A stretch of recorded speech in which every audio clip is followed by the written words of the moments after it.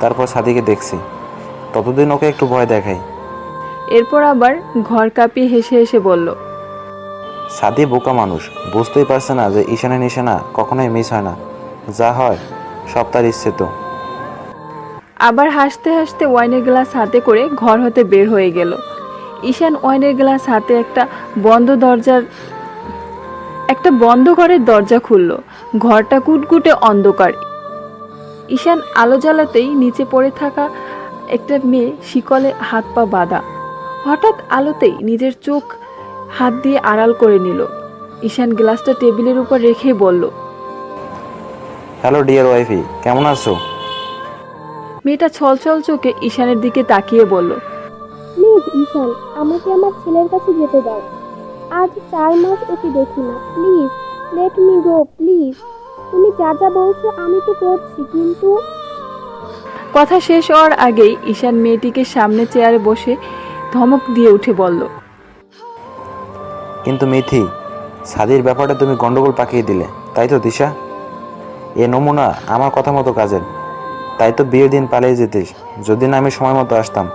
তোর কি মনে হয় আমার কথায় অবদ্ধ হলে তুই তোর ছেলেকে জীবিত পাবি? এমন কেন করছো ঈশান? ও তো আমাদের ছেলে, তোমারও ছেলে। ঈশান ডেবিল হাসি দিয়ে বলল, ও রিয়েলি? আমি তো ভুলেই গিয়েছিলাম, সরি সরি।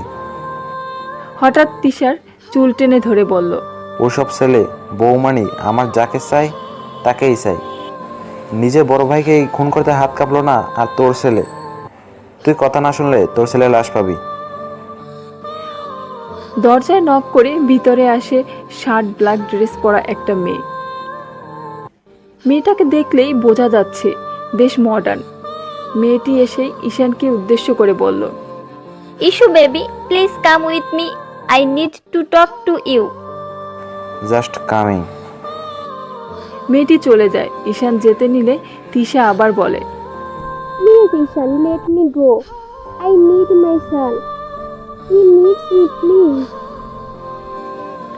ঈশান কথায় তোয়াক্কা না করে নিচে ড্রয়িং রুমে এসে শার্ট ড্রেস পরা মেয়েটিকে পিছন থেকে জড়িয়ে ধরে। মেয়েটি ধাক্কা দিয়ে সরিয়ে বলে, প্লিজ আমার কথার উত্তর না দিয়ে আমাকে টাচ করার চেষ্টাও করবেন না। ঈশান হেসে বলে, এমন একটা ভাব করো রুহি যেন তোমাকে টাচ করার জন্য আমার জীবন শেষ হয়ে যাচ্ছে। যাই হোক, কি জানতে চাও বলো। এখন মরিয়ে কেন হবে আমাকে টাচ করার জন্য? এখন তো মিথিকে চাই তোমার, তাই না? ঈশান বারে বারে গ্লাসে মদ ঢালতে ঢালতে বলে, চাই তো, মিথিকেই তো চাই। কেন করছো এসব তুমি? মিথির বাড়িতে সরাসরি বিয়ের প্রস্তাব পাঠালেই পারতে। ওর বাড়ির লোক তো চায় ওকে বিয়ে দিতে। আর তুমি তো ওয়েল সেটেল, এত ভালো একজন ডাক্তার, তাহলে? ঈশান ডেবিল হেসে বলে, এত প্রশ্নের উত্তর চাই তোমার? চাই, বিকজ আমি আর পারছি না তোমার পাপের সাথী হতে। কোনো কিছু কখনো জানতে না চেয়ে তোমাকে সাহায্য করেছি, just because I love you. Ishan শয়তানি হাসিটা মুখে রেখে বলে, ওকে, মেলোড্রামা করতে হবে না, বলছি। সাদি ভাই আমার বড় চাচুর ছেলে, আমার থেকে 2 বছরের বড় ভাই। আর আমার নিজের ভাই নিশান, আমার বাড়ির বড় ছেলে ছিল সে। সে যদি ভাইয়ের থেকে 3 বছরের বড়।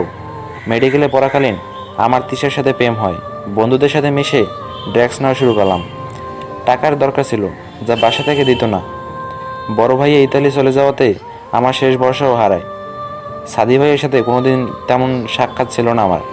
কয়েকদিন পর বাড়িতে গিয়ে দেখি দাদু আর আমার চাচামণি আমার মাকে ধাক্কা দিয়ে ঘর থেকে বের করে দিচ্ছেন।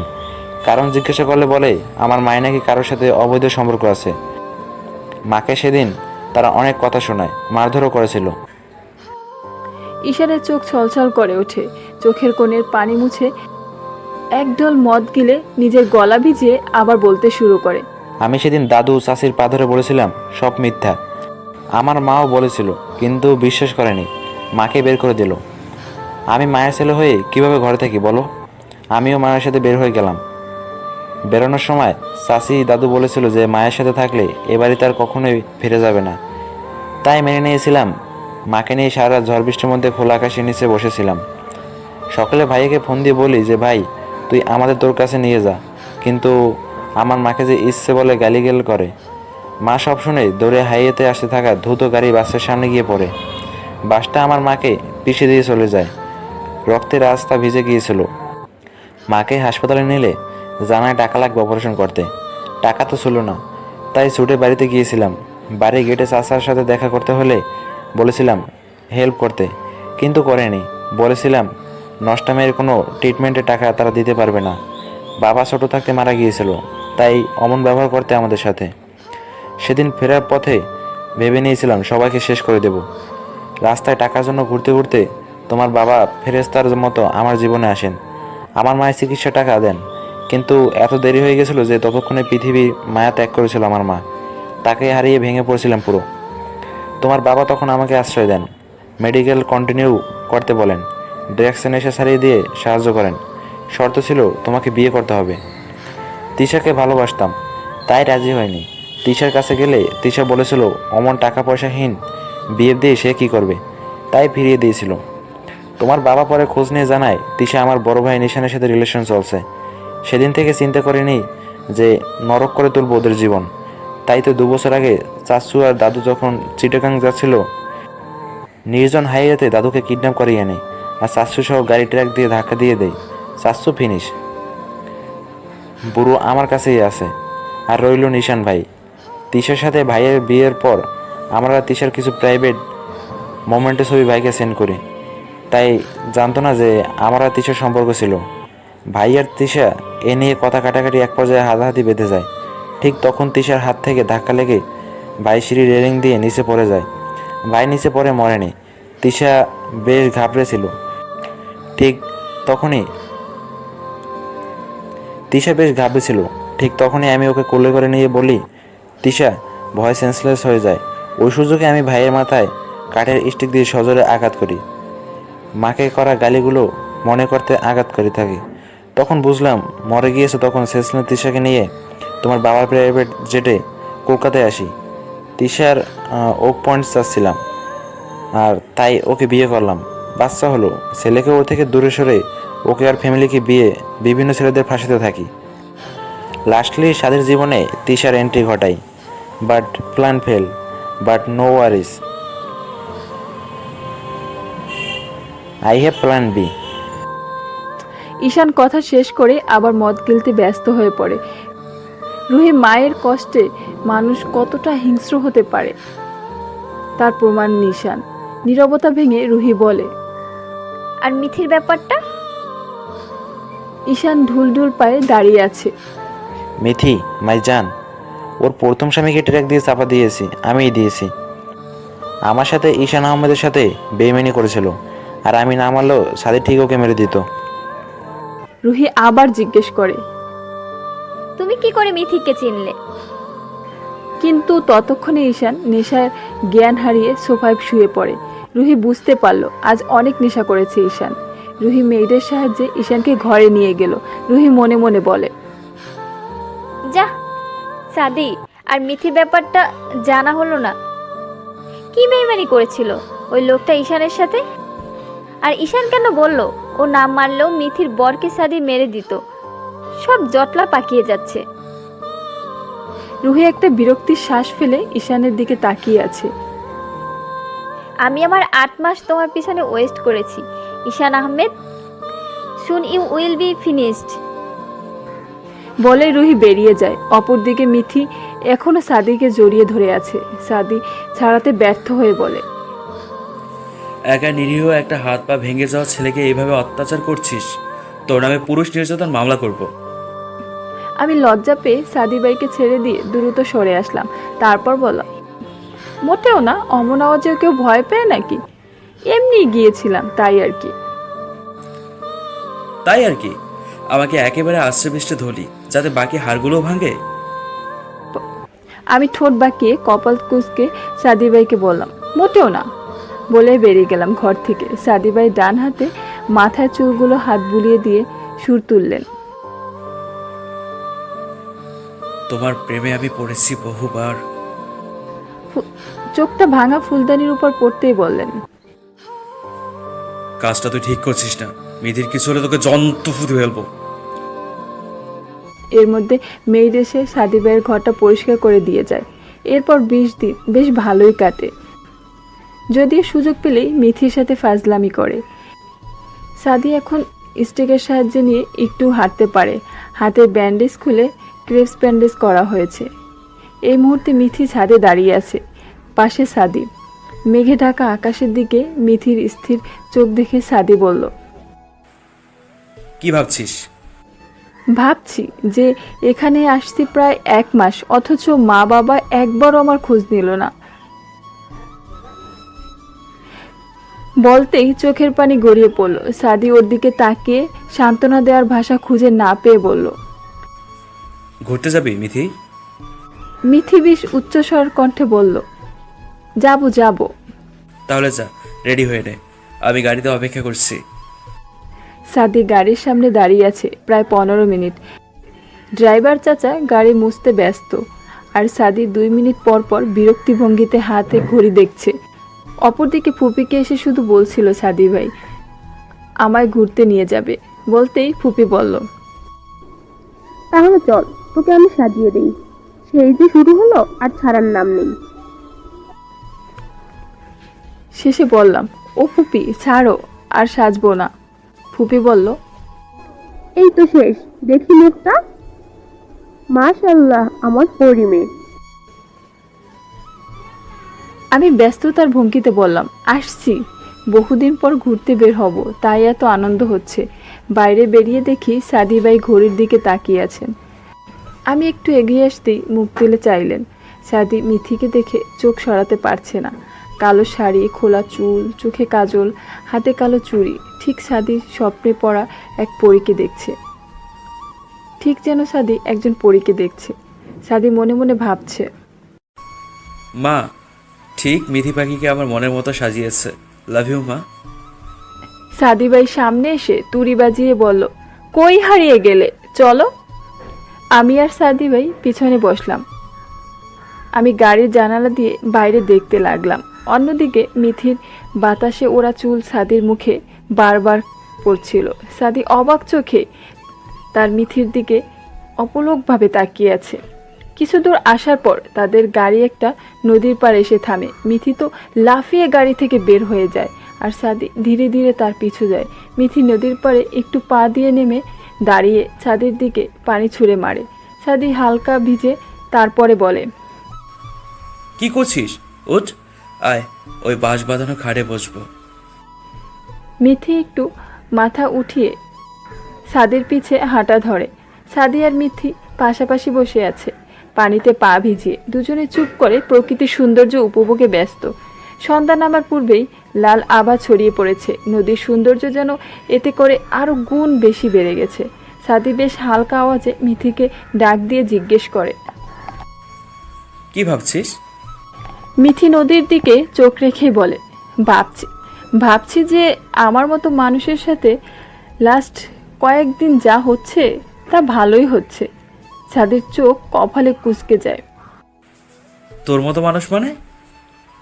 মিথি বেশ শিথিল কণ্ঠে বলে, এই যে অপয়া বিধবা মানুষ।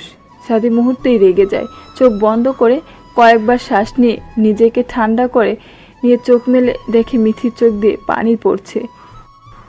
সাদি নিজের ডান হাত দিয়ে মিথির কোমর শক্ত করে জড়িয়ে নিজের সাথে মিশিয়ে নেয়। মিথি অবাক হয়ে তাকিয়ে থাকে। সাদি নিজের হাত দিয়ে মিথির চোখের 2 ফোঁটা পানি মুছে মিথিকে জড়িয়ে ধরে। মিথির কপালে ভালোবাসার পরশ এঁকে দেয়। আর কোনোদিন যদি নিজেকে বিধবা অপয়া বলেছিস তো খবর আছে বলে দিলাম। মিথি যেন তার ঠান্ডা হুমকিতে অবাকের শেষ পর্যায়ে পৌঁছে গেল।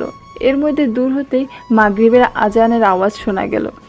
সাদি মিথির মুখ ছেড়ে মিথির শাড়ির আঁচল ওর মুখে টেনে দিয়ে চলে গেল।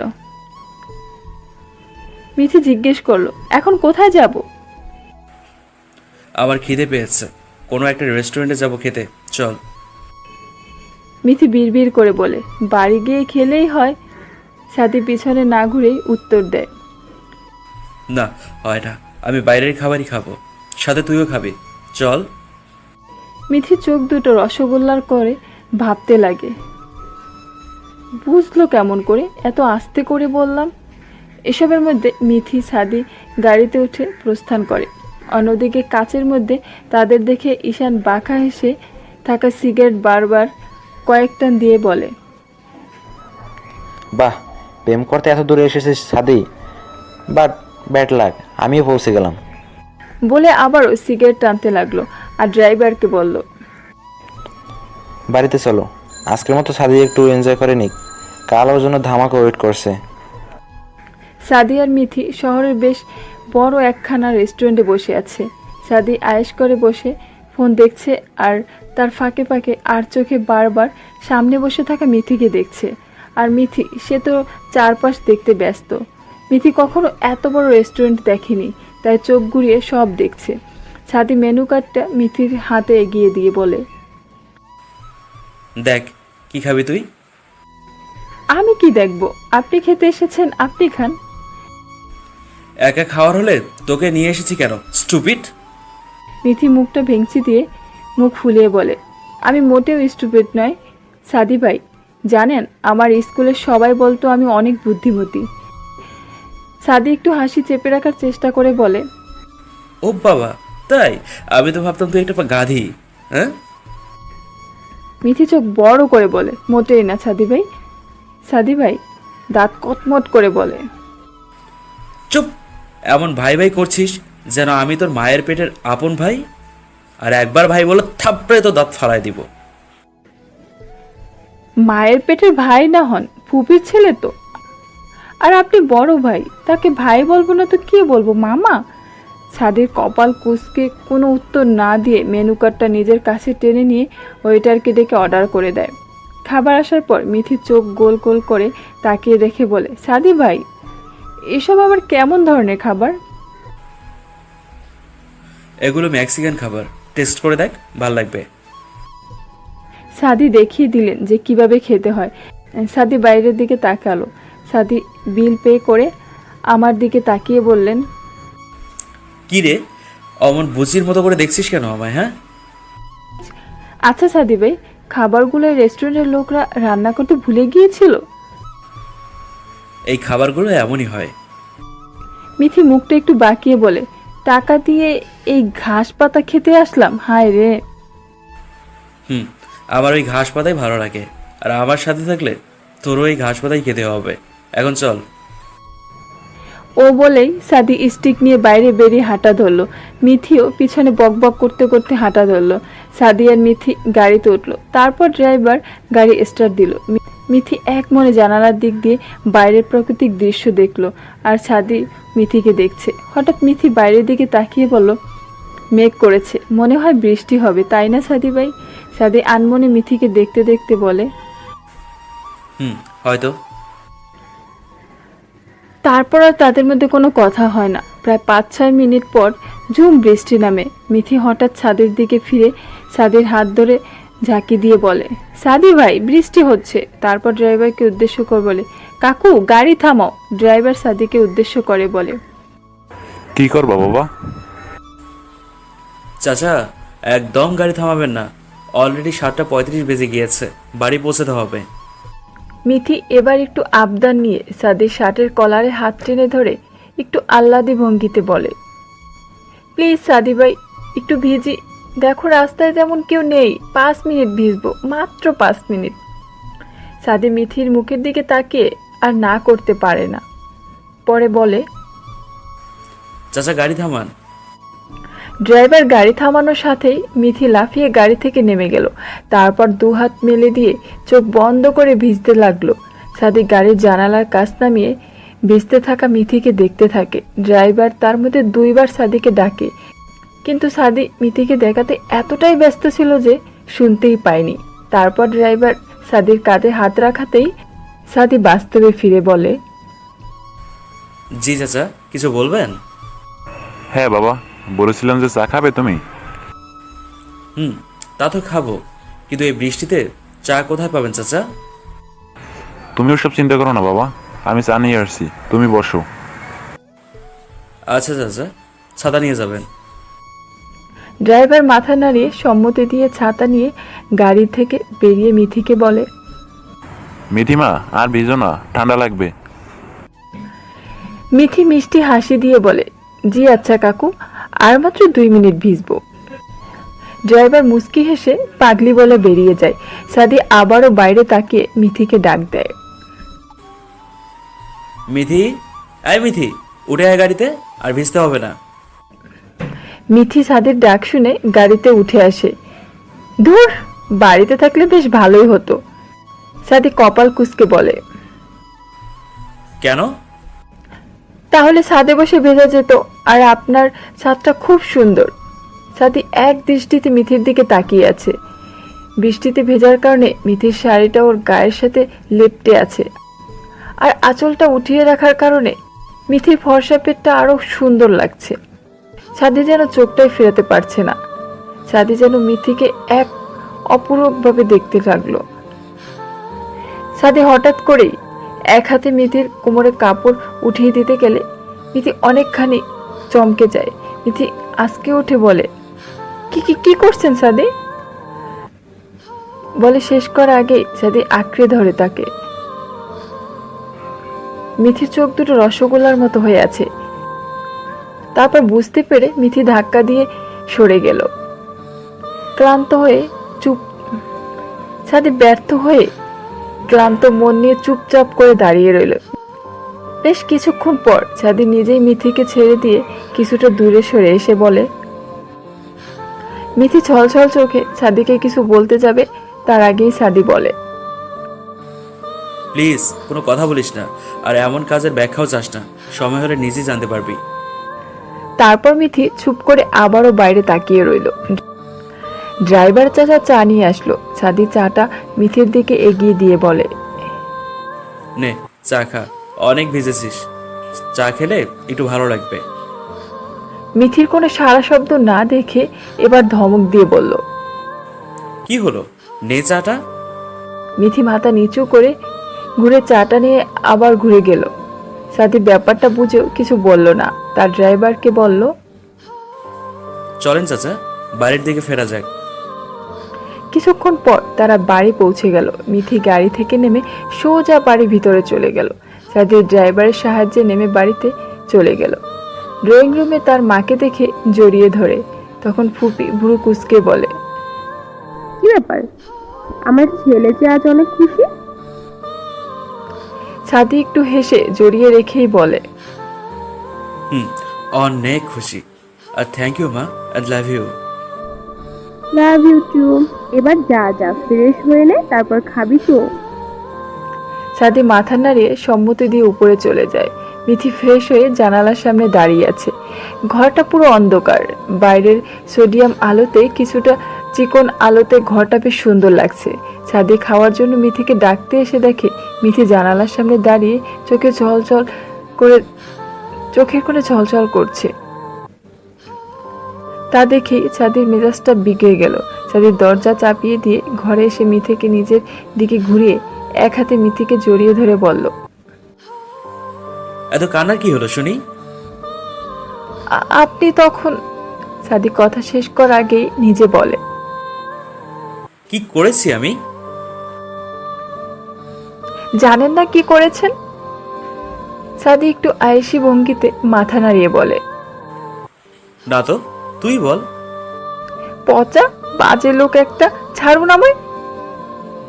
বলেই ছাদিকে ছেড়ে ঘর থেকে চলে যায়। আর ছাদি গান গাইতে গাইতে থাকে, আমার সকল অভিযোগে তুমি, তোমার মিষ্টি হাসিটা কি আমি। তারপর নিজেও চলে যায়। পরের দিন দুপুর 2টা। সাদি পাগলের মতো রাস্তা দিয়ে হাঁটছে আর কাঁদছে।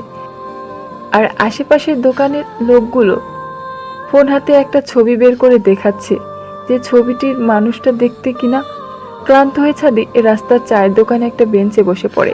তারপর আকাশের দিকে মুখ তুলে চোখ দুটো বন্ধ করে নেয়। সাথে সাথেই গড়িয়ে পড়ে চোখের জল।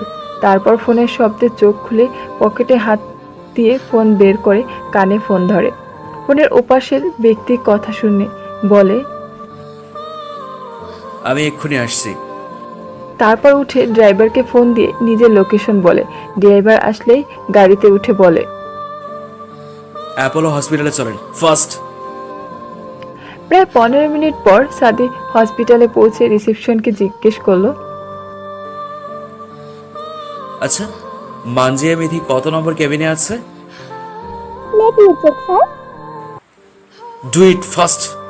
স্যার, মার্জিয়া মিথি 12 তলার 309 নং কেবিনে আছে। Okay, thanks. বলে সাদি লিফটে উঠে 12 তলায় যায়। তারপর কেবিনের সামনে রিয়াদকে দেখতে পায়। রিয়ান সাদিকে দেখে উঠে দাঁড়িয়ে সাদির দিকে এগিয়ে আসতেই সাদি জিজ্ঞেস করলো, মিথির কি অবস্থা? ম্যামের ট্রিটমেন্ট চলছে স্যার, ডক্টর এখনো কিছু জানায়নি। বড় ম্যামের খোঁজ পেয়েছেন কি? না, মায়ের কোনো খোঁজ পাচ্ছি না। ঈশান স্যার কি তাহলে? মনে তো তাই হচ্ছে, দেখি। বলতে বলতেই সাদি মিথির কেবিনে প্রবেশ করলো। ডাক্তার মিথিকে চেক করলো।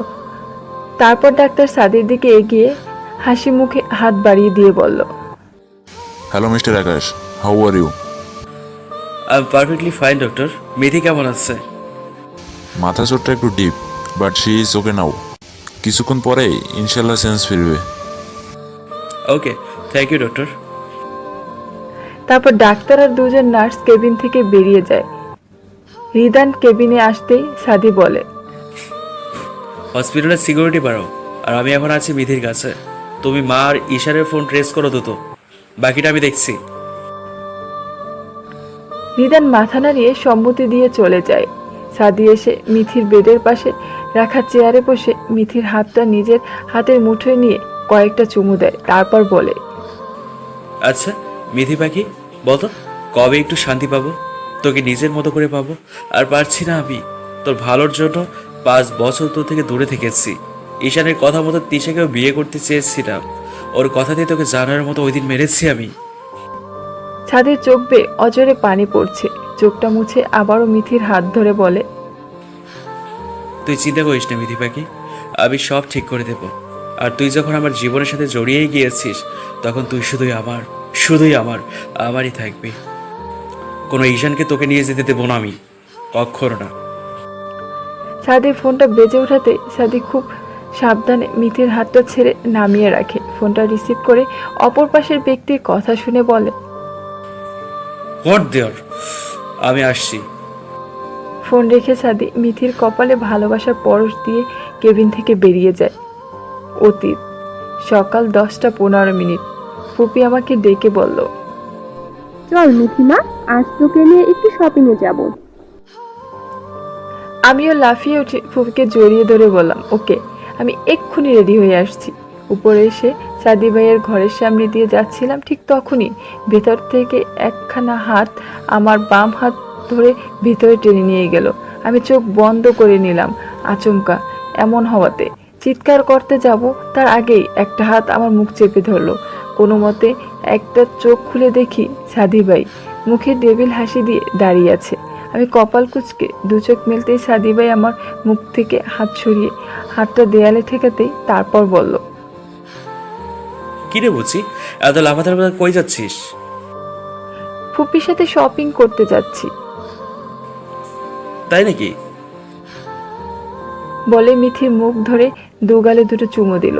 মিথি একটু রাগী সরে কপাল কুঁচকে বলে, আপনি এমন কেন করেন সাদি ভাই? কেমন? মিথির মুখে রাগ ভাব ফুটিয়ে সাদিকে মুখ ভেঙচি দিয়ে বলে, একদম বাজে টাইপের, সরুন, রেডি হতে হবে। ও আচ্ছা, আমি বাজে টাইপ?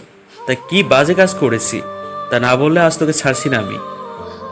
মিথি এদিক ওদিক তাকিয়ে সাদির দিকে বাঁচার বহু চেষ্টা করলো, শেষে ব্যর্থ হয়ে বলল, ছেড়ে দিন প্লিজ সাদি ভাই।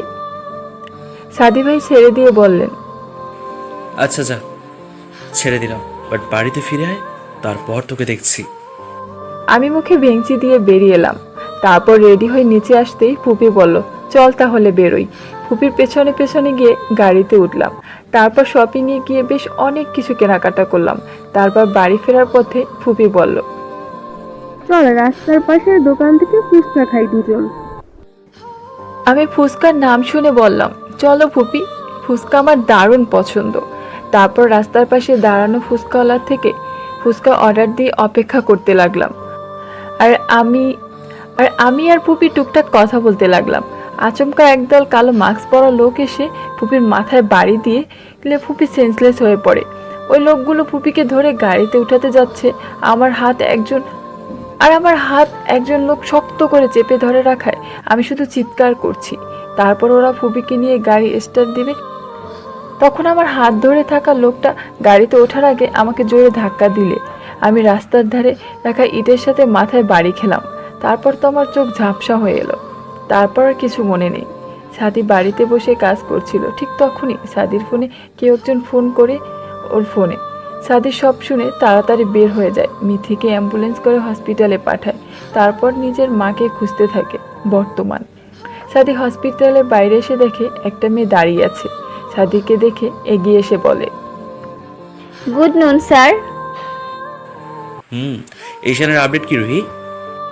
স্যার, ঈশান তিশাকে একটা রুমে 8 দিন আটকে রেখেছিল। তারপর তিশাকে ওর লোকজন দিয়ে কোথাও শিফট করেছে, তা এখনো জানি না। তিশা আর ঈশানের ছেলে একটা বেবি কেয়ার সেন্টারে আছে। ছেলেটা এবার 3 বছরের হবে। আর ঈশান গত 2 দিন ধরে মিসিং, ফোনও বন্ধ। বাপিকে দিয়ে ট্রাস্ট করার চেষ্টা করছি, বাট নো রেসপন্স। বুঝলাম। ঈশানের খোঁজ না পেলে